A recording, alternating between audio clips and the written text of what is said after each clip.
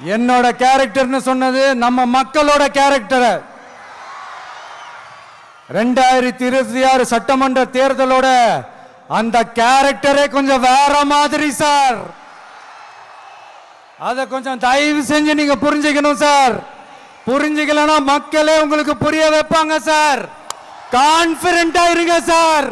நல்லதே நடக்கும் சார். வெற்றி நிச்சயம் சார். மீண்டும் சந்திக்கும் வரை நன்றி, வணக்கங்க சார். நண்பா,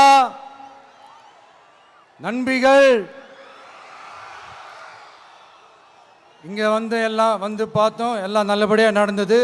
சேஃபா வந்துட்டு சேஃபா வீட்டுக்கு போயிடுங்க.